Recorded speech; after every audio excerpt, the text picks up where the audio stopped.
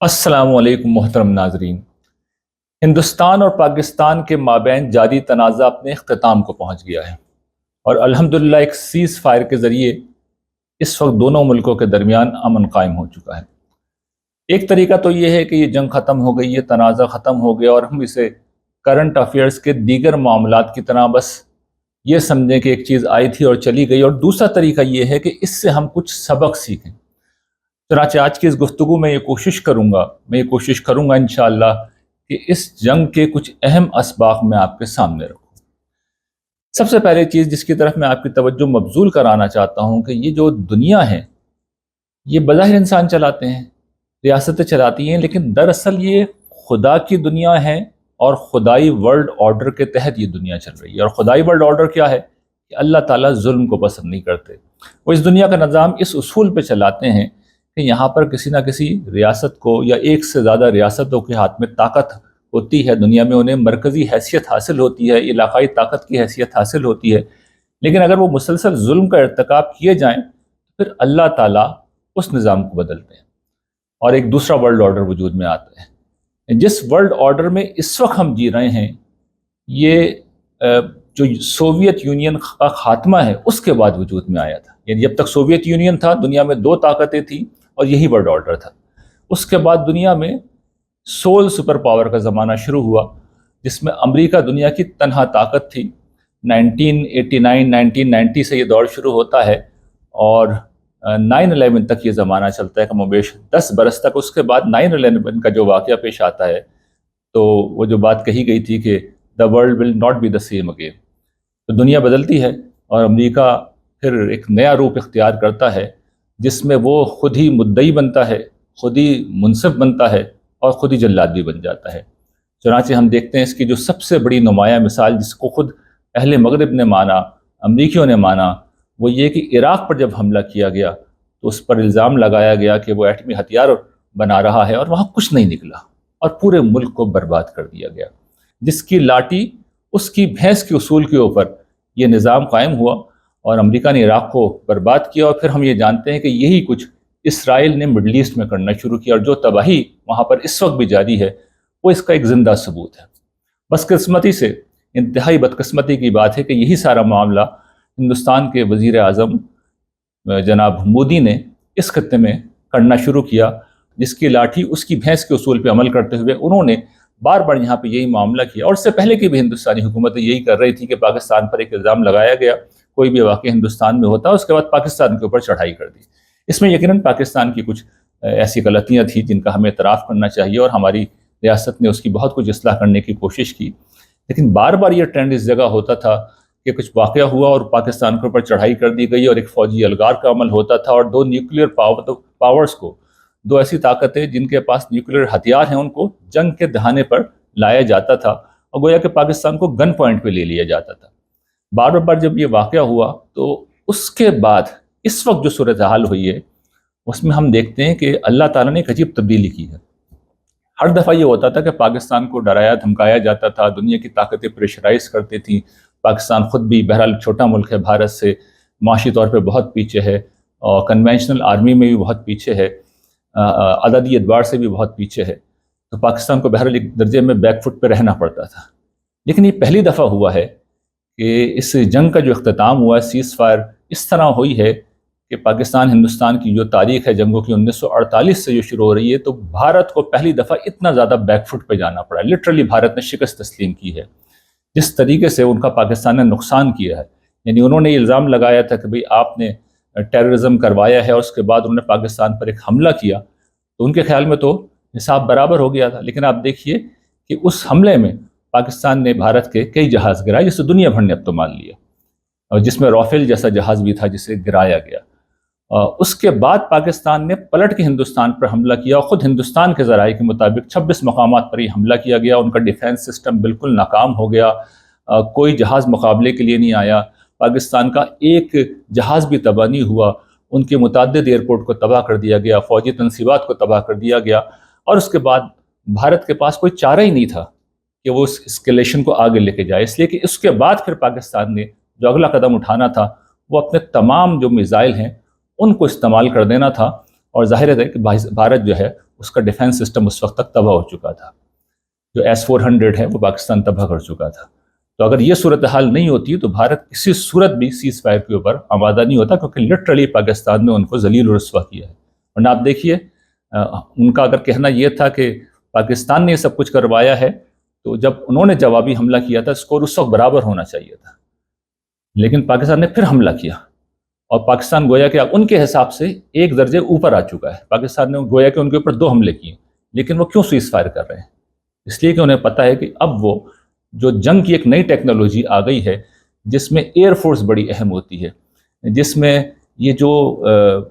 آلات کو جام کرنے کا عمل ہوتا ہے اور الیکٹرانک ذرائع سے جاسوسی کرنے کا عمل ہوتا ہے، ہیکنگ کا عمل ہوتا ہے، AI کا عمل ہوتا ہے، اس کے ذریعے سے دشمن کی جو دفاعی نظام ہے اس کو مفلوج کر دیا جاتا ہے. اور اس کے بعد پاکستان کے پاس جو جدید ترین چین کے تعاون سے بنائے گئے یا ان سے خریدے گئے جہاز ہیں، ان کے لیے تو پھر وہ تڑنے والا تھی ان میں سے ہر چیز. تو یہ جو معاملہ ہوا ہے یہ بڑا غیر معمولی ہے، جس میں پاکستان کو ایک غیر اعلانیہ فتح حاصل ہوئی.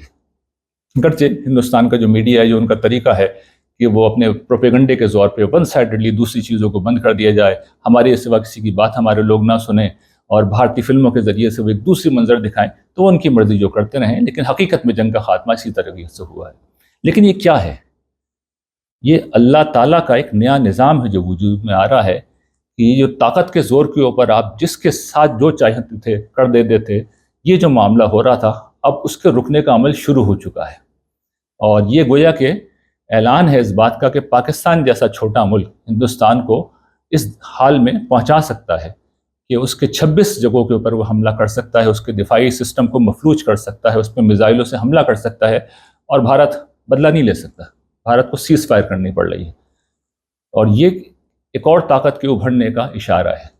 چین کے ابھرنے کا اشارہ ہے. کیونکہ چین وہ ملک ہے جو پاکستان کی پشت کے اوپر کھڑا ہوا تھا. ان میں سے بیشتر چیزیں یعنی غیر معمولی فوجی ٹریننگ اور جذبہ شہادت جو پاکستانیوں میں تھا، اس کے علاوہ ٹیکنالوجیکلی جو کچھ بھی آیا وہ چین کی طرف سے آیا، ایک بڑا حصہ چین کی طرف سے آیا. تو چین کے بارے میں تاثر یہ تھا کہ یہ اس طرح کی چیزوں میں ابھی تک مغرب کا مقابلہ نہیں کر سکتے، لیکن اب اس جنگ کے بعد دنیا پہ یہ ثابت ہو گیا کہ چین اس جگہ پہ آ گیا ہے جہاں پر وہ مغرب کو چیلنج دے سکتا. اور یہ بات یاد رکھیے گا، چین پاکستان سے کئی گنا آگے، یعنی پاکستان کے پاس جو چینی ہتھیار ہیں، چین کی پیپلز لبریشن آرمی کے پاس اس سے بھی ایڈوانس ہتھیار ہیں. جو ابھی انہوں نے پبلک کے سامنے نہیں کیے وہ اس سے بھی ایڈوانس ہتھیار ہیں، اور جس پہ وہ ابھی ریسرچ کر رہے ہیں وہ اس سے بھی زیادہ ایڈوانس ہتھیار ہیں. تو جب یہ سب کچھ دنیا کے سامنے آئے گا تو چین جو ہے ویسی طاقت بن کے ابھرے گا جیسے اس وقت بیسٹ ہے. اور پھر دنیا میں وہ دوبارہ نظام بحال ہو جائے گا جہاں پر 2 طاقتیں موجود ہوں گی، اور پھر کسی کو اس طرح من مانی کرنے کی اجازت نہیں ہوگی. تو یہ پہلا سبق ہے کہ خدا اب اس دنیا کا نظام بدلنے جا رہا ہے. پاکستان اور ہندوستان کے مابین جو کچھ ہوا ہے یہ اس کا نقطہ آغاز ہے. دوسرا سبق جو ہم میں سے ہر شخص کو سیکھنا چاہیے وہ یہ کہ دیکھیے چین نے، جس کا بھی میں نے ذکر کیا، یہ مقام کیسے حاصل کیا ہے. اگر میں ایک جملے میں اس کو بیان کروں تو تنازعات سے دور رہ کر ساری توجہ اپنی ترقی کے اوپر مرکوز کر دی جائے. یعنی تنازعات سے آپ دور رہیں، امن کے راستے کو اختیار کریں، اور صرف اپنی معاشی ترقی، قوم کی تعلیم پر، اس کی تربیت کے اوپر فوکس کرنے کو جو پیٹرن ہے یہ چین کا طریقہ ہے. چین بہت کم عرصے میں یہاں پر اسی طریقے سے پہنچا ہے. تو یہ طریقہ ہمارے لیے بھی کھلا ہے، ہمیں بھی یہی کرنا چاہیے. اس وقت ہم کیا کر رہے ہیں؟ چین سے انتہائی مہنگے داموں ہم ٹیکنالوجی خرید رہے ہیں، اور ظاہر بات ہے چین سے جب ٹیکنالوجی لے رہے ہیں تو بہت کچھ چین کی باتیں بھی ہمیں ماننی پڑ رہی ہیں. ہم بڑے فخر سے کہتے ہیں کہ بھائی بھائی ہیں، لیکن ہر ملک کی اصل طاقت یہ ہوتی ہے کہ وہ اپنے زور کے اوپر کھڑا ہو. اپنے زور پہ کھڑے ہونے کا راستہ یہ ہے کہ ہم علم کو عام کریں، تعلیم کو عام کریں، ہم یہاں پر عقل و دانش کو عام کریں، ہم امن کی بات کریں، ہم پیس کی بات کریں، ہم تنازعات کو ختم کریں، حتی الامکان ختم کریں،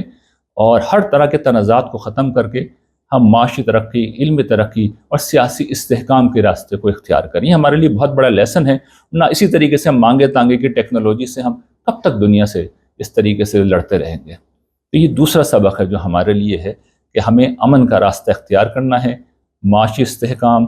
علمی طور پر ترقی کرنا، سیاسی طور پر استحکام، یہ ہماری ضرورت ہے. اور یہ ہم نہیں کریں گے تو ہم اسی طریقے سے 75 سال سے جیسے ہیں ایسے ہی رہیں گے. تیسری اور آخری چیز جو سب سے اہم، سب سے بنیادی، وہ یہ کہ اس موقع پہ آپ نے دیکھا کہ جب گولہ باری ہو رہی ہے، جب میزائل داغے جا رہے ہیں تو اللہ اکبر کے نعرے لگ رہے ہیں. لوگ اللہ کا ذکر کر رہے ہیں، اللہ کا شکر ادا کر رہے ہیں، بہت اچھی بات ہے، لیکن کیا اللہ کے ساتھ تعلق اسی طرح کے حالات میں ہوتا ہے کہ جب بہت مشکل آ جائے تو اللہ تعالیٰ کو یاد کریں؟ نہیں، خدا تو لمحے لمحے میں ہمارا رب ہے، اور خاص طور پہ ہم لوگ جو مسلمان ہیں، دین حق کے علم بردار ہیں، ہمارا جو کانسٹیٹیوشن ہے اس میں اسلام کے بارے میں ہم نے ایسے ایسے دعوے کیے ہیں، ہم دنیا کو بتاتے ہیں کہ ہم اسلام کی لیبارٹری ہیں، تو بھئی سب سے پہلے ہمیں اپنی ذات میں اسلام کے اعلی اخلاق کا، اپنے نبی کے اعلی اخلاق کا صلی اللہ علیہ وسلم بہترین نمونہ بننا ہوگا۔ اپنی ذاتی زندگی میں ہمیں کردار کا، اخلاق کا، امانت کا، دیانت کا، عہد کی پاسداری کا بہترین نمونہ بننا ہوگا، اور اگر ہم یہ نہیں کریں گے تو ہم منافق ہیں اور پھر ہمیں سزا ملے گی، اور ابھی تک ہمیں سزا ہی مل رہی ہے۔ لیکن اب وقت آ گیا ہے کہ ایمان و اخلاق کی اس قرآن مجید کی دعوت پر، نبیوں کی اس دعوت پر، اپنے آقا حضرت محمد مصطفیٰ صلی اللہ علیہ وسلم کی اس دعوت پر ہم لبیک کہیں، زبانی مسلمان نہ رہیں بلکہ آگے بڑھ کے حضور کی سیرت، حضور کے کردار اور اخلاق کا ایک نمونہ بن کے دنیا کے سامنے آئیں، تاکہ دنیا یہ جانے کہ مسلمان ایسے ہوتے ہیں، خدا کو ماننے والے ایسے ہوتے ہیں، نبی آخر الزماں کے پیروکار ایسے ہوتے ہیں۔ ہم 1,24,000 نبیوں کے قائم مقام ہیں، ان کے جانشین ہیں، ہمارے ذریعے سے دنیا کو پتہ چلے گا کہ اسلام کیا ہے، قرآن کیا ہے، ہمارے نبی کی زندگی کیا ہے۔ تو اگر اس ذمہ داری کو ہم ادا کریں گے تو دنیا میں اللہ تعالیٰ ہمیں سب سے بڑی طاقت بنا دیں گے، اور اگر ہم یہ نہیں کریں گے تو پھر ظاہر ہے کہ اللہ تعالیٰ کا معاملہ ہم سے بڑا مختلف ہوگا۔ تو یہ کچھ اسباق تھے جو اس جنگ کے حوالے سے ہم میں سے ہر شخص کو یاد رکھنا چاہیے۔ وآخر دعوانا الحمدللہ رب العالمین۔